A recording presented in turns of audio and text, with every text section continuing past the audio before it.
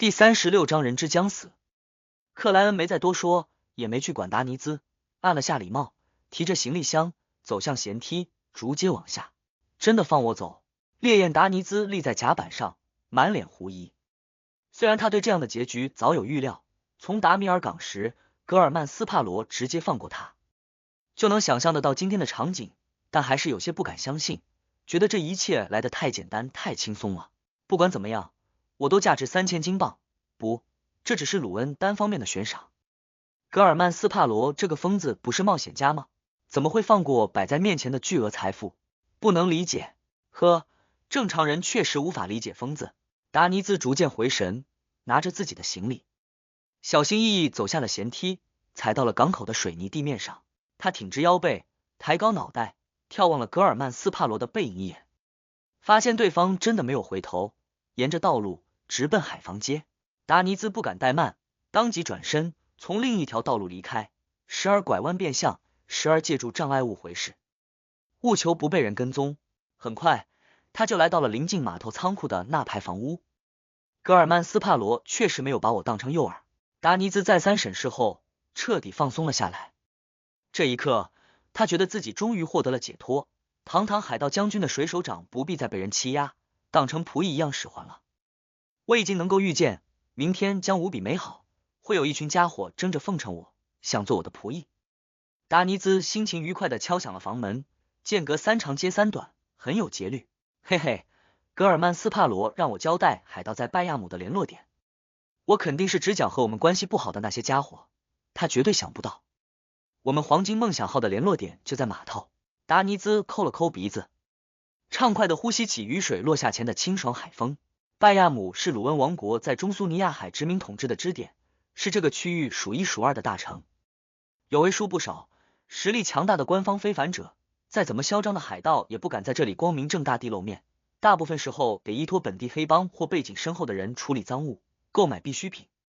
当然，这不表示他们不会来拜亚姆，这里的红剧场是这片海上最有名的妓院，数不清的海盗慕名而来，即使隔一段时间就有1、2位同行在那里落网，也不妨碍他们前仆后继。香料贸易之外，妓院行业是罗斯德群岛的另一大支柱，除了红剧场，或大或小，或光明或隐蔽的妓院遍地都是，充分满足着大海上那些精壮男人的渴求。至于女海盗们，倒不用担心这个问题，只要他们愿意，随时都能得到满足，毕竟吃饭的嘴多，能分的肉少。广泛信仰风暴之主的大海上，女性的数量一直不多。同样的，非凡材料和神秘学相关的地下交易在这里也相当频繁，有不少圈子。还是那些小港口好，我们根本不怕被发现，可以光明正大地坐到酒吧里，和对面的冒险家们吵得唾沫横飞，甚至打上一架，只要不惹出大事，不弄出人命，当地的官方非凡者都会装作看不到。呵，以他们的实力，真要去管，往往会冒很大的风险。达尼兹半带嘲笑的想着。这个时候，他听到了脚步声，看见房门吱呀一声打开，熟悉的脸孔映入眼帘。老家伙，今天没喝酒？达尼兹笑着打了声招呼。立在门口的是黄金梦想号在罗斯德群岛的联络人之一，老林恩。老林恩咳嗽2声，让开了道路。达尼兹随即踏入昏暗的房间内，鼻子忽然抽动了一下，他闻到了列朗奇的酒香。不，老林恩喜欢喝的是本地产的拜亚姆黑兰德。念头闪过，达尼兹悚然一惊，接着他看见一个背对自己的人站了起来，身材高大，皮肤黝黑，肌肉结实，头发卷得仿佛一粒粒弹珠，钢铁麦维提。达尼兹的瞳孔急剧收缩，这是血之上将塞尼奥尔的二副，赏金6000镑的大海盗。一阵阵海风吹过，尖细的树叶摇摇晃晃，随时下落。克莱恩行走在海防街上，步伐不快也不慢，周围的路人则匆匆忙忙，脚步急促。他的灵性直觉告诉他，这场暴雨还有好一阵子才能落下，他有足够的时间寻找可以入住的旅馆。呜，风声越来越大，有树枝折落，掉在地上，整条街道已没剩几个人。克莱恩刚要转入另一条巷子，忽然听见了急促却凌乱的快跑声。噔噔噔，达尼兹竭力奔跑着，眼前的场景已出现摇晃。他觉得伤口异常疼痛，生命在飞快流逝，灵体已半离开了身体，接近于传说中的冥界，以至于周围的声音只能模糊听到，视线内的一切不够真实。要不是有一件阴影斗篷，刚才的伏击已经将他杀掉，但就算如此，他也受了非常严重的伤，随时可能倒闭在街道旁边。支撑着他往海防街奔跑的是，一定要将联络点被血之上将派人控制住了的情报宣扬出去，以提醒船长的信念，以及那个疯狂但强大的身影带来的一丝希望。如果是他，肯定能顺利的从钢铁麦维提的手下离开。达尼兹的脚步开始踉跄，身体逐渐有些发冷。就在他感觉快支撑不下去的时候，他看见了站在拐角处的格尔曼斯帕罗，那张斯文但潜藏着极致疯狂的脸庞，此时竟如此亲切。扑通！达尼兹仰面摔倒，捂住胸腹的双手无力垂下，暴露出一个狰狞的、夸张的、能看见内脏的伤口。告诉船长，老林恩被发现了。钢铁麦维提，为了那个宝藏。达尼兹看见格尔曼斯帕罗蹲到了旁边，忙不顾一切的说道。克莱恩回忆了下钢铁麦维提的悬赏金额，反问道：血之上将？是的，告诉船长，告诉船长。达尼兹喘着气道。说完重点，他露出了悲戚的笑容。不要管我，我快死了。告诉船长，我攒的钱都变成了房产，在拜亚姆橡树大道12到16号都是。证明文件藏在13号地下室的墙壁里，帮我卖掉。把钱带到英蒂斯南部的诺西埃小镇，给我的父母，说我真的发财了。达尼兹顿了下，艰难说道，说我成为了一个出色的冒险家。还有，说一声对不起。他的眼睛忽然湿润，似乎回想起了当初那个叛逆的少年。对不起，老头，妈妈，我没能回家。达尼兹眼前发黑，觉得自己的生命即将结束。就在这时，他看见格尔曼斯帕罗伸手按到了自己的伤口上，旋即往外一抹。达尼兹的悲伤一下卡住，只觉胸腹间已麻木的疼痛突然消失不见，左手却仿佛断折。他表情呆滞的看向克莱恩，克莱恩静静看着他，近2秒没人说话。终于，他愕然下望，发现自己的致命伤已诡异痊愈，左臂则血肉模糊，白骨直出。我没事了。达尼兹眨了眨眼睛，还有点沉浸在人之将死的悲哀与沮丧里。为什么不先治疗？他愣愣问道。克莱恩回头望了眼没什么人的海防街另外一侧，语气波澜不惊的说道：等你说完，这是礼貌你个婊子养的，我刚才真的在交代遗言了。达尼兹腰背用力，猛地翻身站起，他警惕望向码头，只见一股浓烟正往上腾起，这正是他刚才战斗造成的后果。因为房屋被我点燃，钢铁麦维提怕官方非凡者关注这边，又被那阴影迷惑，所以没能追逐过来。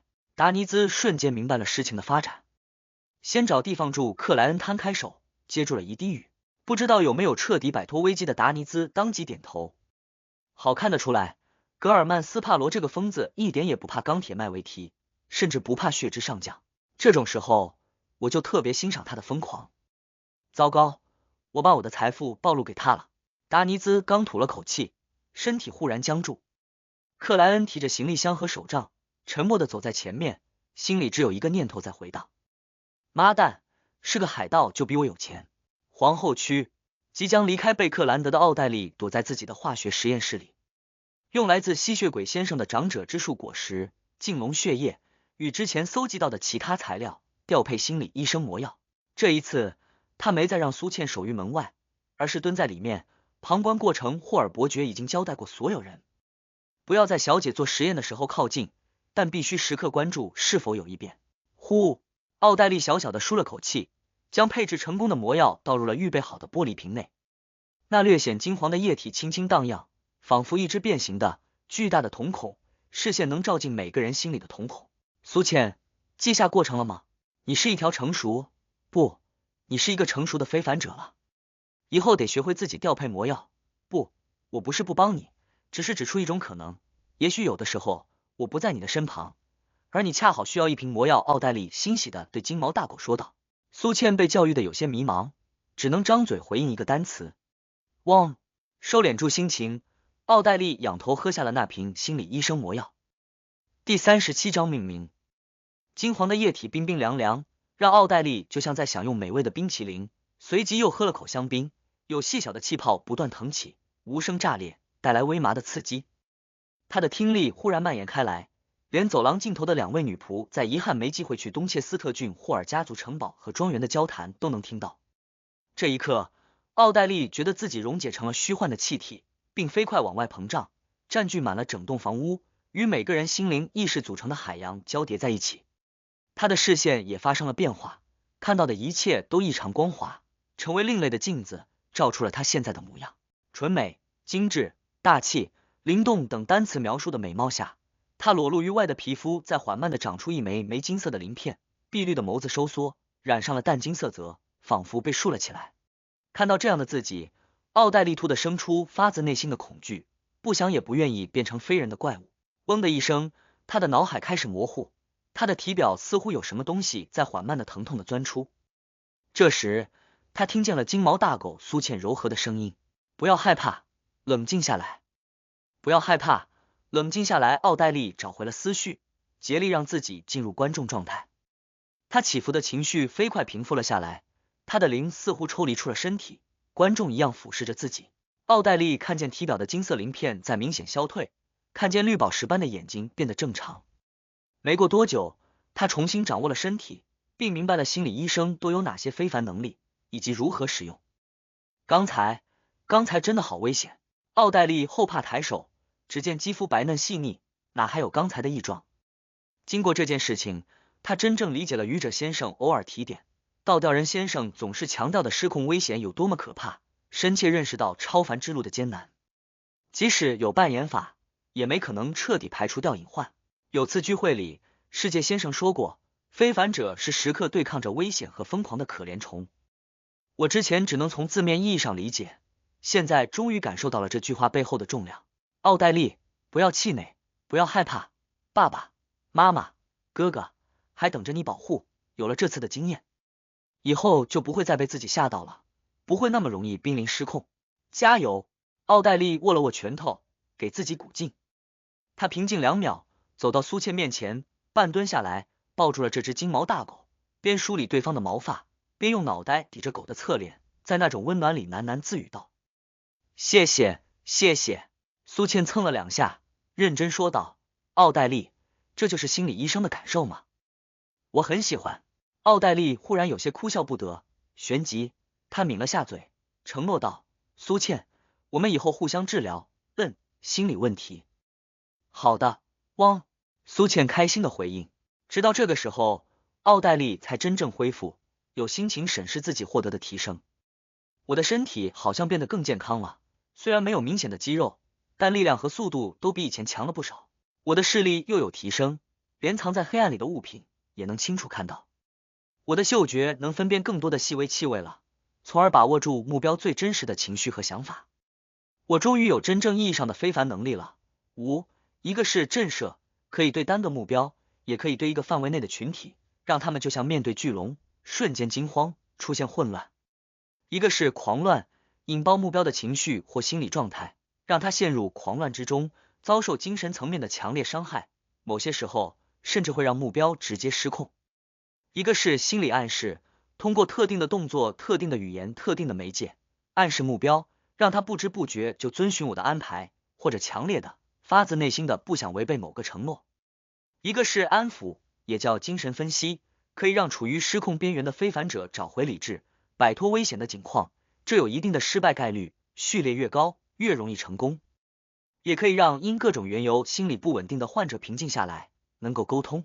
一个是真正的读心，通过烛火、纯露等媒介，让目标处于半催眠状态，直接与他的心智体交流。就像希尔伯特·阿卢卡尔德先生对我做的那样，如果没有愚者先生的天使提供保护，我没办法在那种情况下撒谎。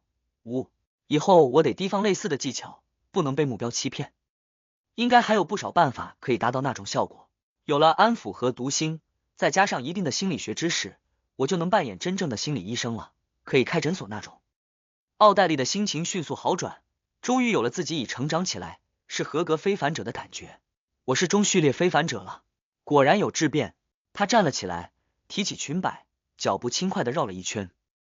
他很快发现了一个问题，那就是心理医生依旧缺乏直接的攻击能力。还好，我有他。奥黛丽停在实验桌前，打开了一个很普通的棕色盒子，盒子里面摆了张银色的面具，只能遮住上半张脸那种，正是倒吊人卖给他的那件神奇物品。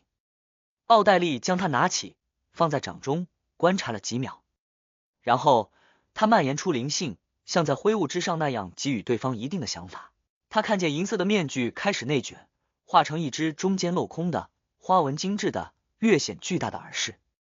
可能变成项链会更好，奥黛丽低语了一句。接着，他充满收获感的尝试起这件神奇物品各方面的能力，对微调容貌这点最为满意。可惜，除了操纵火焰，他也没有更多更直接的攻击能力。或许我得再准备一把手枪，有非凡效果的那种。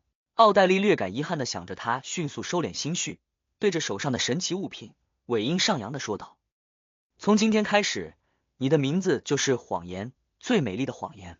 慷慨之城拜亚姆码头区酸柠檬街48号蔚蓝之风旅馆。外面雨水如注，暴风肆虐，豪华套房内却壁炉温暖，环境安雅。克莱恩坐在椅子上，沉默的看着烈焰达尼兹自己处理左臂的严重骨折。等对方用撕成一条条的旧衣服绑好了手臂，他才直截了当的开口道：什么宝藏？根据达尼兹的说法，正是因为某个宝藏，血之上将塞尼奥尔才想对付冰山中将艾德文纳爱德华兹。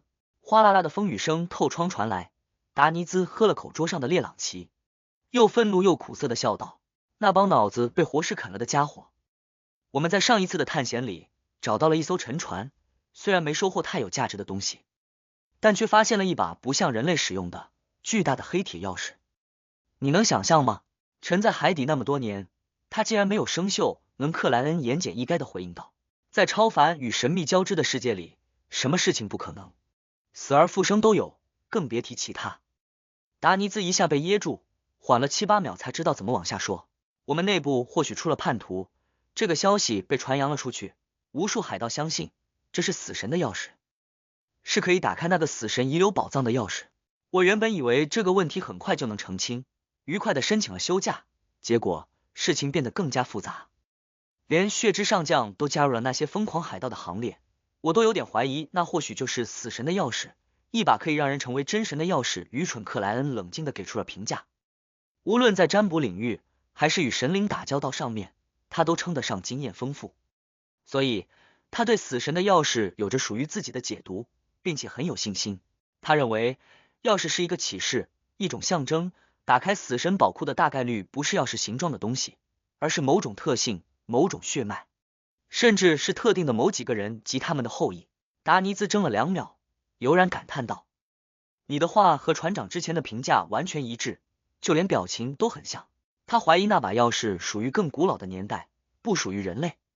在大灾变前，这个世界上还活跃着巨人、巨龙、精灵、魔狼等生物，那把钥匙的形制隐约指向他们之一魔狼。克莱恩忽然想到了之前总在晋升时回荡于自己耳畔的一语，里面的弗雷格拉指的就是古神毁灭魔狼，涉及第2纪元的宝藏。他按捺住好奇，转而平静说道：将血之上将做过的事情全部写出来，包括钢铁麦维提和他的手下。他记得血之上将和他的海盗团是大洋上最臭名昭著的群体，可以说满手血腥，罪恶深重。我怎么可能记得住？他们又不是船长那样的美女。达尼兹摊手说道：我只能列最主要的事迹，以及我印象深刻的一些细节。你想做什么？克莱恩一点一点的露出了笑容，让达尼兹胆战心惊的笑容。他低沉开口道：如果合适，我想狩猎他们第38章血之上将。狩猎他们？达尼兹下意识反问了一句。等真正弄明白了格尔曼斯帕罗的意思，他瞬间变得兴奋，改换坐姿，压着嗓音道：有什么需要我配合的吗？作为一名合格的兼职海盗，他与宽容、怜悯、仁爱等美好的词语毫无关系。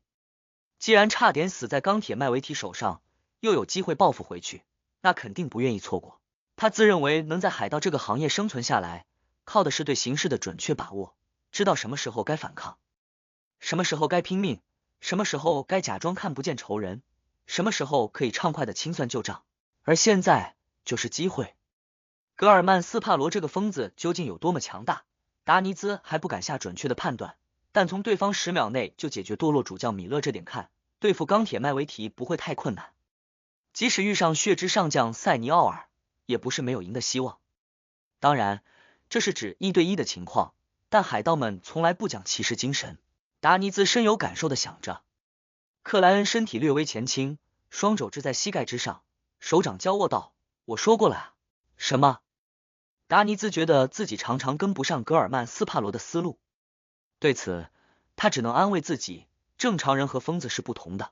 见对方没再说话，他仔细想了想，终于记起自己该做什么。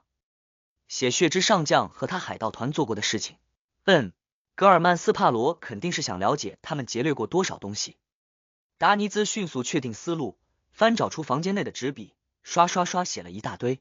这个过程里，他分外庆幸伤的是左臂。等他写好，克莱恩伸手接过，仔细阅读了一遍，从达尼兹没有详细阐述的部分确认血之上将一伙确实是最典型最恶劣的海盗，不仅仅劫掠财物，还掳走人口，屠杀船员，凌虐女性。达尼兹这海盗竟然懂得写古弗萨克语，也是受过教育的啊！克莱恩在心里嘀咕了2句，掏出梅铜便士，用占卜的方法确认了材料的真实性。接着，他用吩咐明早吃什么的语气道：“讲讲血之上将和他的手下要详细的资料，这是准备狩猎他们了。”达尼兹心头一喜，只恨自己了解的还不够多。血之上将塞尼奥尔疑似恶灵，凡面对他的人都会离奇死亡，或自己掐死自己，或吞枪自尽，或主动拥抱炸弹，或屠杀同伴。我们船长说，这是恶灵附身，很像沙伦小姐的非凡能力啊！怨魂。克莱恩没有说话，沉默的听着达尼兹往下述说。塞尼奥尔能发出很可怕的尖叫，上次和他们战斗时，我差点被弄得晕过去，从甲板掉到海里，呵呵，我还了回去，点燃了他们一艘船。塞尼奥尔懂不少死灵类的魔法，残忍、嗜血、欲望旺盛，目标是男是女甚至类人形生物都行，符合玫瑰学派的放纵特性。准确说是囚犯这个途径的某方面特性，大概率是怨魂。克莱恩若有所思地点了下头。得到回应的达尼兹更加积极，语速变快了少许。我们船长认为塞尼奥尔身上有一件很厉害的神奇物品，这让他变得相当走运，总是能得到神灵的眷顾，比如关键时刻对手突然滑倒，或者能力失效，比如赌博连赢21把能让人幸运的神奇物品，这很罕见啊。源于怪物途径，或者与哪位邪灵有了关联。克莱恩根据自己了解的神秘学知识做着猜测。我没有和塞尼奥尔直接交过手，知道的只有这么多。达尼兹本想摊手，却被左臂的疼痛及时阻止。他有大概7、8艘船，其间是血肉之树号，呵呵，这和我们不同，我们主要是追逐宝藏，不会滥收手下。只有黄金梦想号1艘船，难怪血之上将在赏金上比冰山中将多不少，达到了42000镑，实力上应该也要强一点。克莱恩顿时有些恍然，他保持着刚才的姿势不变，似乎未受血之上将情报的影响。手下呢？达尼兹早有准备，当即说道：“塞尼奥尔手下最强的有10个人，旗舰的大副、二副、三副和每艘船的船长。钢铁麦维提是旗舰2副，我们猜测有序列6，身体如同钢铁，能硬挡子弹和炮弹，不怕火烧，不怕溺水，不怕多种魔法，力量强大，动作迅捷，能直接撕裂对手，掌握了一定的死灵类法术，可以唤醒活尸，培养傀儡。活尸，克莱恩直接就联想到了那位和活尸打牌的马里奇。结合血之上将塞尼奥尔的怨魂特点，是否可以认为这伙海盗其实是玫瑰学派的外围组织，或者说用来赚钱的组织？可惜我没有信使，也没问沙伦小姐有没有，否则可以联系他，确认血之上将的身份。克莱恩略感遗憾地猜测着，他并没有因为这可能涉及玫瑰学派就放弃，反正事后可以变张脸，换个身份。而且极光会、魔女教派、救赎蔷薇、黄昏影视会都招惹了，也不怕再多得罪一个。其实我也不是没对抗过玫瑰学派，之前已经杀了一个怨魂，一个活尸，一个狼人，抢了深红月冕和生物毒素瓶。克莱恩忽然发现自己惹过的事真的蛮多的。麦维提应该没有特别厉害的神奇物品，否则我之前很可能逃不掉。达尼兹颇感庆幸的说道，他身边有一群傀儡和活尸，还带着几位序列7、序列8的手下。作为旗舰二副，既然他在这里，就应该是附近人员的首领。我们可以考虑先狩猎他在高序列以下，非凡者人数一多是会产生质变的。不同能力的配合足以让他们击败比本身强的非凡者，就像一支职业者小队绝对能拿下一位序列6甚至序列5一样。克莱恩并没有因为得到蠕动的饥饿，实力大增，就轻视钢铁麦维提和他的手下，依旧如往常一样谨慎，必须谋划好行动，做足准备。从白莎那里得到的波段和密码可以派上用场了。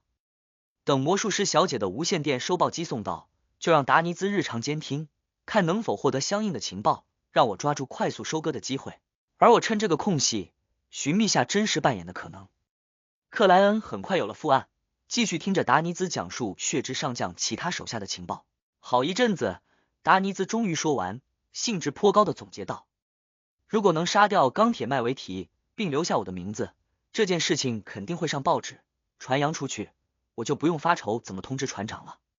他害怕内部出了叛徒，整个罗斯德群岛的联络点都已经被敌人控制住，不敢贸然联系，正烦恼如何让船长警觉的问题。还是很有想法嘛。克莱恩点了点头道：你负责搜集钢铁的各方面情报。好。达尼兹想到傍晚那差点穿透自己心脏的一拳，笑容略显狰狞的回应道。克莱恩则缓缓起身，走到窗口，只见外面天色黑沉，大风呼啸，雨水滂沱，就仿佛末日已经来临。想到接下来要做的事情，他不由有了另一种意义上的扮演感，微笑着低沉着自语了一句。今夜，格尔曼加入狩猎。慷慨之城拜亚姆海浪教堂内，拿到了血族麻醉气体的阿尔杰威尔逊正准备扬帆出海，获取风卷者的另一件主材料，结果却被本地的教区主教召唤了过来。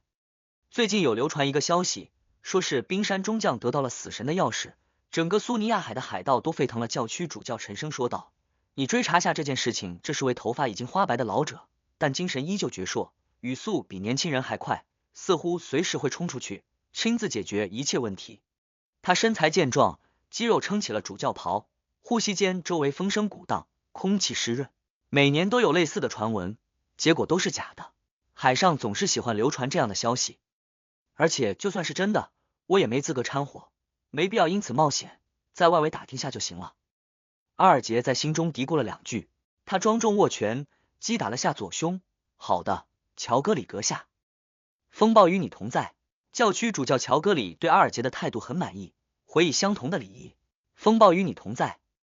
得到勉励的阿尔杰威尔逊很快离开了教堂，回到外面的广场。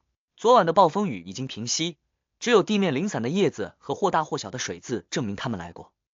阿尔杰呼吸了口雨后的新鲜空气，决定先去几个可能有海盗的地方转转，打听打听消息，做出努力的样子。如果能遇上赏金几百磅的家伙，他不介意做一次抓捕，在他看来，这就是流动的储备的金钱。第39章大胆假设。在大洋上，海盗们有3个标志性的共同的爱好，那就是烈酒、女人和赌博。阿尔杰威尔逊仅是掏出银色的怀表，按开看了一眼，就明白了自己首先该去哪里打听消息。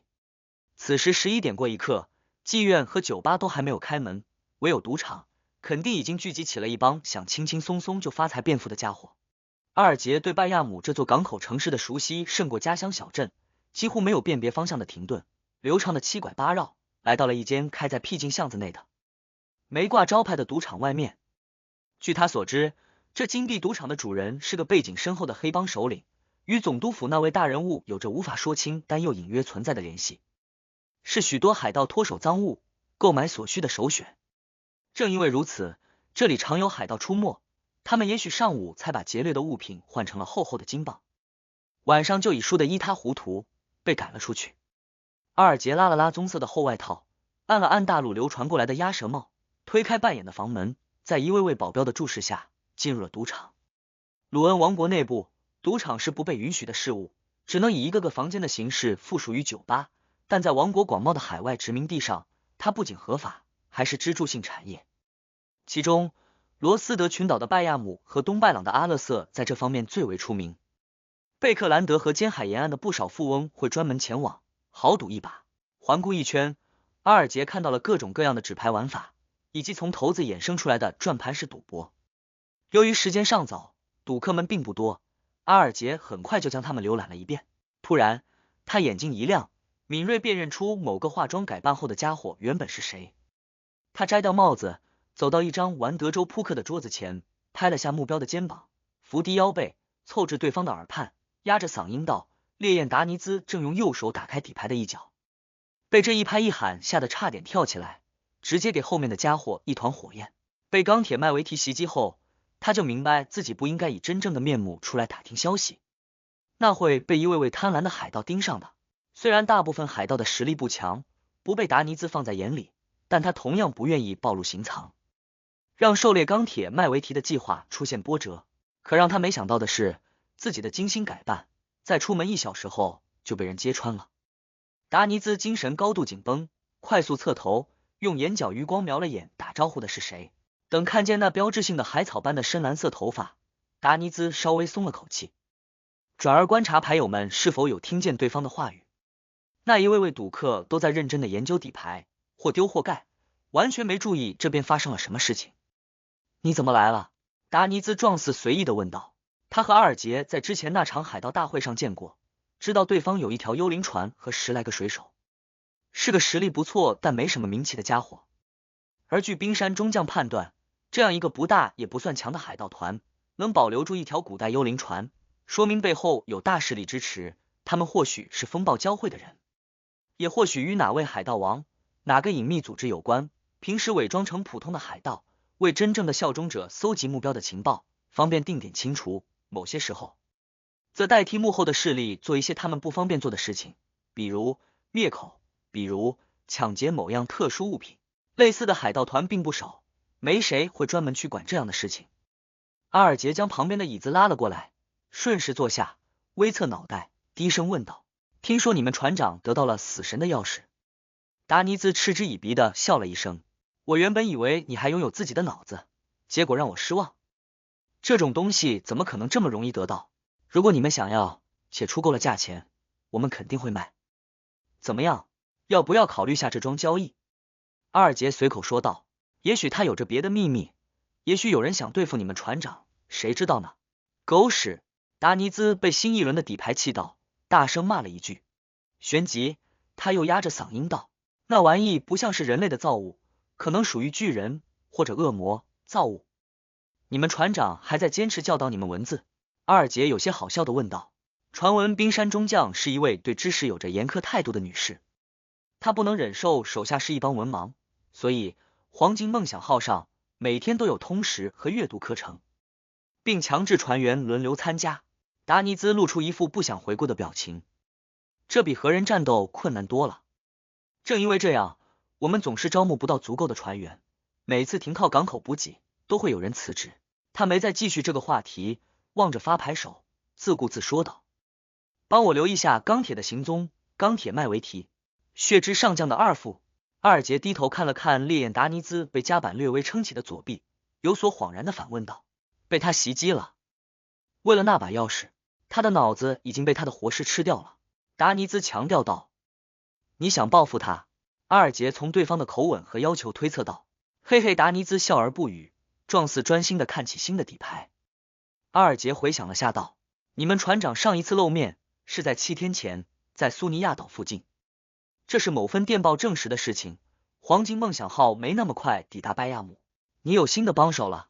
如果仅靠你自己，即使钢铁只有一个人，你也不是他的对手。而你知道的，他从来都被簇拥着对于阿尔杰的问题。”达尼兹的回应是扔出一个筹码。跟住，是谁？阿尔杰先假设达尼兹的态度是默认，抱着问一问又不会损失什么的心态开口道。达尼兹盯着公共牌，简单回答道：“你不认识，我不认识。有实力对付钢铁麦维提的人，不管是海盗还是冒险家，在大洋上都该有些名气，除非隶属于某个隐秘组织，或者是初次出海。当然，也可能是达尼兹不想回答，怕暴露秘密，这个概率最大。隶属于某个组织，初次出海，有实力对付钢铁麦维提。”阿尔杰眼皮微抬，有了个大胆的猜测。他轻敲着桌缘，闲聊天气般问道：“在班西港玩的愉快吗？”他在玩这个单词上发了重音。达尼兹愕然侧头，脱口问道：“你怎么知道的？”他相信以风暴教会的风格，不可能自曝丑闻，而白马脑号的乘客们昨晚才抵达，真实见证了过程的人员又都签了保密协议，消息哪有那么快传播出去？阿尔杰笑了笑，没有回答。这一刻，他深刻明白了罗塞尔大帝那句话的价值：大胆假设，小心求证。达尼兹收起这把赢的筹码，嘟囔着说道：“也不是什么大事。那里有一些古老的习俗在复苏，导致了一位风暴主教的堕落。果然。”阿尔杰低笑一声道：“我会帮你留意钢铁行踪的，但我该怎么联络你？”香树大道15号是一栋没人居住的房屋，你把消息写在纸上，扔进去就行了。达尼兹犹豫着回答。阿尔杰点了下头，边站起边拍了拍烈焰达尼兹的肩膀。不要忘记报酬。他转过身体，走向了门口。目送这位幽灵船的船长离去，达尼兹不由咕哝了一句：“这家伙还不错。不过我也得离开这里了。”他不敢完全相信阿尔杰，怕过个几分钟，对方就领着钢铁麦维提那群人杀了过来。出了金币赌场，穿着本地阔脚裤的阿尔杰慢悠悠走向大街，进入一家百货商店，找到了相应的柜台，微笑掏出一把黄铜色的辨识刀，给我一副塔罗牌。等待的过程中，他悠然想到了一个问题：这个时候，愚者先生的卷者在做什么？老约翰餐厅内，克莱恩看着侍者将装烤鱼的盘子摆到了自己面前，上面缠绕着稻草似的东西，铺着他认识的、不认识的各种香料。那浓烈的味道钻入克莱恩的鼻端，极大地丰沛了他唾液的分泌量。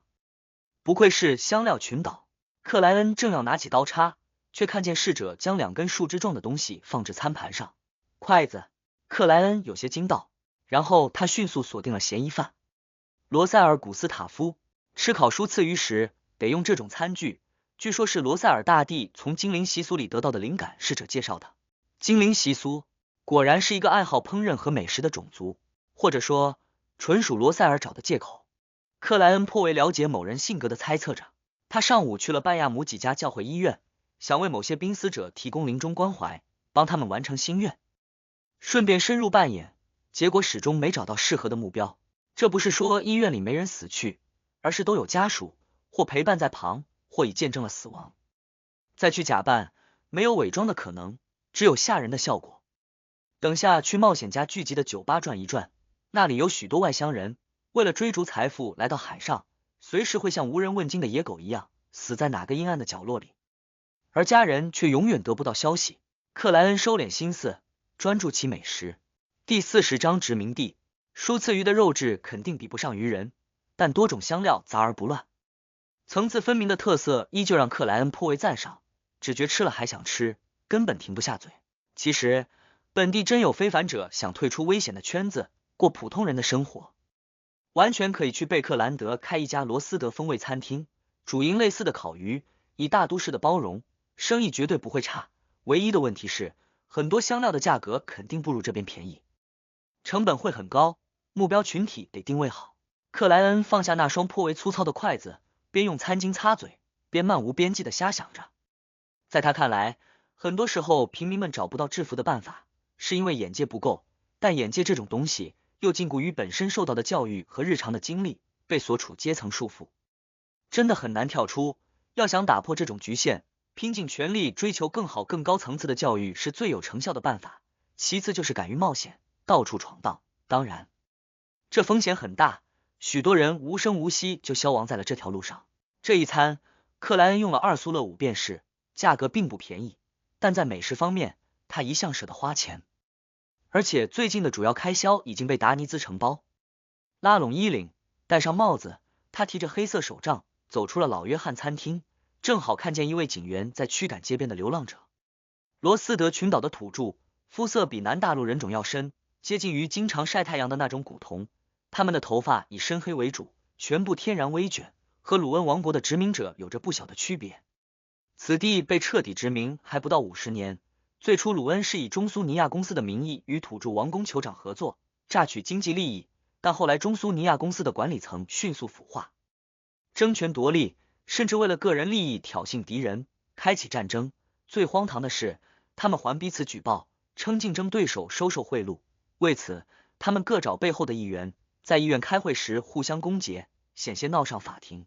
注意，本地土著们肯定无法想象，他们眼中能让王宫酋长俯下腰背，亲吻鞋面，送上一车又一车礼物的大人物，在贝克兰德属于连议员都不是的小角色。他们虽然大部分来自贵族家庭，但继承权非常靠后。那次的纷争后，国王与首相达成一致，赎回股票，结束中苏尼亚公司，派船队和军人全面占领罗斯德群岛，实行真正的殖民统治。当前，这片群岛的统治方式是总督府、议会加法院，高层全部归属鲁恩人，中层、议员和治安法庭法官之中有部分是原本的王宫酋长后裔，底层则开放给本地受过教育的土著，这里面就包括了警司以下的警察们。那挥舞短棍驱赶流浪汉的正是一位本地警察，他的目标同样有着明显的罗斯德人种特点。一看到穿双排扣长礼服、戴半高丝绸礼帽、拿黑色文明杖的克莱恩望过来，那警察立刻收起短棍，站直身体，并拢双腿，行了一礼：“中午好，先生，有什么需要帮忙的吗？”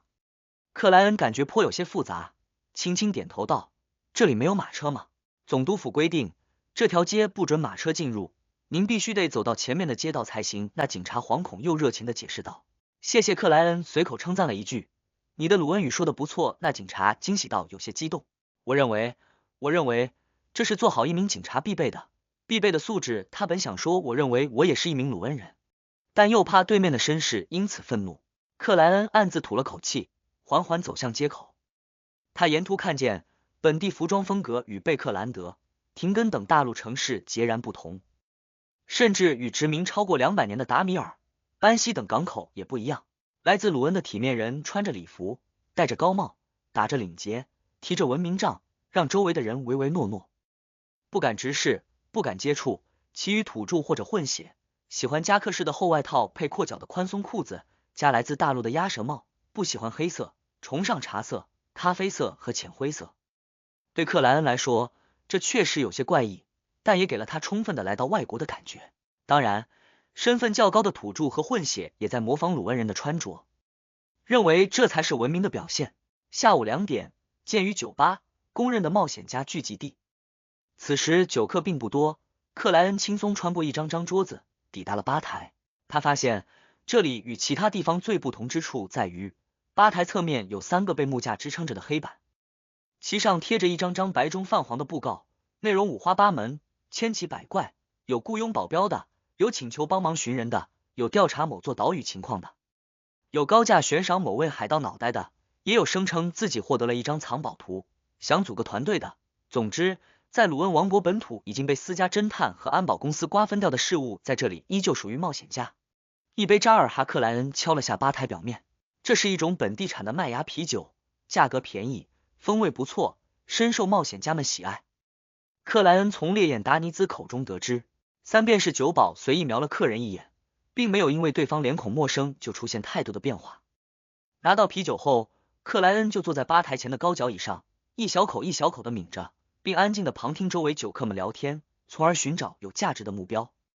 过了近1个小时，酒吧客人变多，克莱恩终于听到了也许有用的话题。他精神一振，愈发专注。离他不到3米的那张桌子坐了4个人，正在惋惜一位叫做温特的男人。我一直以为温特出海了，没想到他一直在家里，病得很重。如果我早2天去敲门，他就不会死了。你们不知道房间里有多可怕，他的尸体上都长出了蘑菇，一片一片白色的狗屎。别讲了，没看到我在吃香肠吗？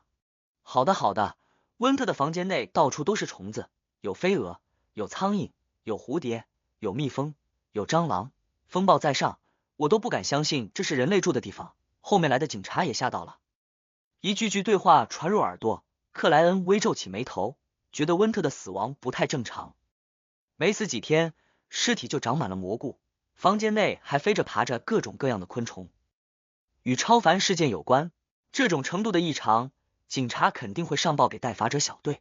听起来是3、4天前的事情，该处理的应该都处理完毕了。克莱恩认真的考虑起要不要去看一下，至少那个叫做温特的男子，孤身一人在拜亚姆做冒险家，也没哪个同伴想替他传递死讯。旁听许久，他初步掌握了温特租住的地方，就在附近的黑角街47号公寓。喝掉最后的扎尔哈啤酒，克莱恩戴上帽子，离开酒吧，直奔那栋公寓而去。进了大门，他半闭上眼睛，低声自语道：“最近刚死过人的房间。”一连7遍后，克莱恩利用手杖，方便快捷的来到了温特之前居住的房间外。他还没有重新被租出去，里面的异常已经被处理，看起来没什么不对。克莱恩收起用来开门的便签纸，反手锁住房门，仔仔细细转了一圈，确认过情况，他拿出纯露精油、草药粉末和特制蜡烛等物品，飞快在睡床前方布置起通灵仪式。虽然已经过了好几天，只能获得最粗浅的、不连贯的、残余的少许信息，但克莱恩认为有总比没有好。毫无疑问，他依然是在向自己祈祷，接着进入灰雾之上，做出响应，给予通灵的力量。蜡烛的火焰忽有拔高，于摇摇晃晃间染上了幽蓝的色泽。克莱恩只觉一切都安静了下来，仿佛来到了不属于现实的领域。他的瞳孔被纯粹的黑色占据，就连眼白都被驱除。无需再用梦境占卜的技巧，以晋升无面人的他，在初步进入现实的灰雾帮助下，直接看见了温特灵性残留的、不愿消散的念头。那有3幅画面，一是身材瘦高、黑发微卷、五官较为深刻的温特来到一具被丢弃的尸体前，愕然看见上面有光泽闪动，凝聚出一块充满生命气息的青绿色宝石。二是温特躺在床上，双眼紧闭，嘴巴微张，皮肤表面长出了各种各样的蘑菇，周围蟑螂飞蛾一堆又一堆，而在他的胸口有一条银质的项链，坠子正是之前那枚青绿色宝石。3是一个容貌清秀、眼睛水润的亚麻色头发少女，她正坐在海边，周围环绕着温特不甘愿的声音：“蕊妮，我要死了，我好后悔，后悔从来没告诉过你，我爱你，我想让你嫁给我。”画面破碎，通灵结束，克莱恩环顾一圈，发现房屋还残留着晦暗和阴沉。这家伙真是倒霉。克莱恩摇了摇头，叹息了一声。他已初步把握到了温特死亡的原因，那就是乱捡东西。绝大部分非凡者并不知道非凡特性不灭和守恒定律，根本没想到死去的同类也能吸出特性，成为材料，而这个过程又相对缓慢，容易被错过，所以他们杀掉非凡者后，往往都是搜刮一遍，丢掉尸体，便宜了温特这样的路人或者海底野外的生物。温特并不清楚那是非凡特性，以为是神奇的宝石，于是弄成项链，贴身存放，结果慢慢的受到污染影响，在痛苦中死去。注意，这是大英东印度公司在印度的破事，不愧是官僚帝国，在这方面该有的都有。之前看资料的时候笑死我了。